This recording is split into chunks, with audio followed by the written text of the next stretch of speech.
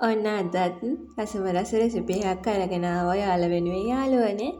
අද අපි ඔයාලට කියලා දෙන්න යන්නේ රසමරස සූර්යකාන්ත තෙල් මුසු වූ ටූනා මාළු එකක් හදාගන්නේ කොහොමද කියලා.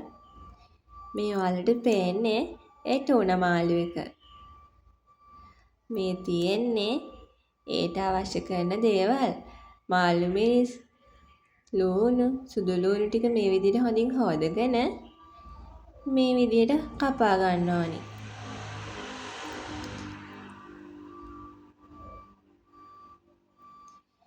ඉතින් යාළුවනේ රසමරස රෙසිපි හැමදාම බලන්න නම් අපේ channel එක subscribe කරන්න අමතක කරන්න එපා.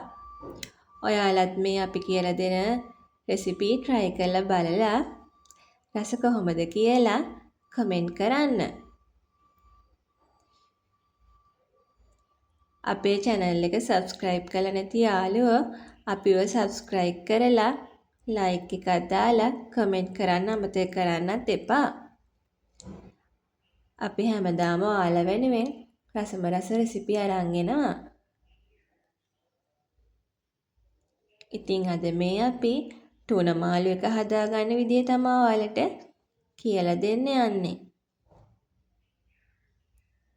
මේ විදිහට අවශ්‍ය කරන ටික මුලින්ම කපා ගන්න ඕනි.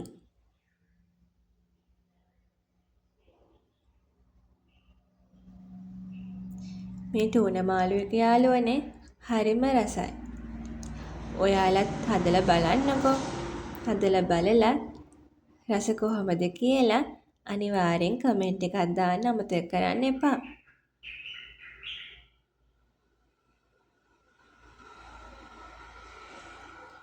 හරි, දැන් ඔන්න කුරුඳු, තක්කාලි, රම්පේ, සුදු ලූණු, කරපිංචා,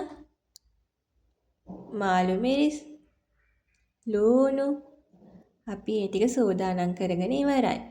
අපි බලමු දැන් මෙන්න මේ තියෙන ටූනා මාළු එක කොහොමද හදාගන්නේ කියලා.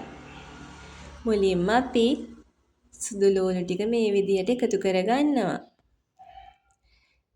සුදු ලූණු ටික හොඳින් රන්වන් පාට වීගෙන එනකොට ඒට මේ එකතු කරගත්තේ කුරුඳු.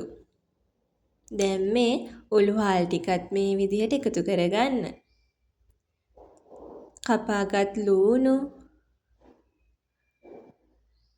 ටිකත් එකතු කරගෙන හොඳින් කලවම් කරගෙන ඒට මේ විදිහට කරපිංචා ටික එකතු කරගන්න. දැන් එකතු කරගත්තේ රම්පේ.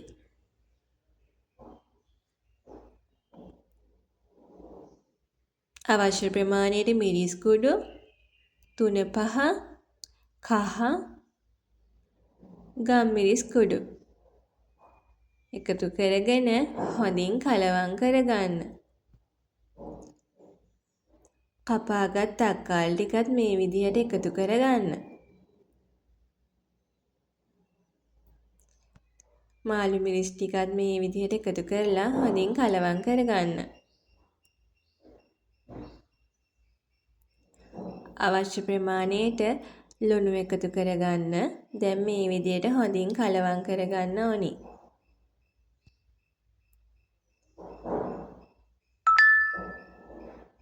දැන් යාළුවනේ මේ අපි අර ටූනා මාළු එක තමයි එකතු කරගන්නේ.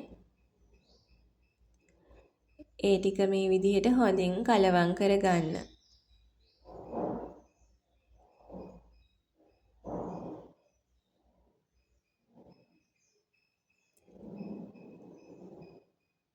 මේ විදිහට රන්වන් පාට වෙනකන් හොඳින් කලවම් කරගෙන දැන් ඉතින් අපි මේ ටූනා මාළු එක හදලා ඉවරයි. අපි දැන් මේ ටික රස බලන්න තමයි යන්නේ. බලමුකෝ ටූනා මාළු එකේ රස කොහොමද කියලා එහෙනම්.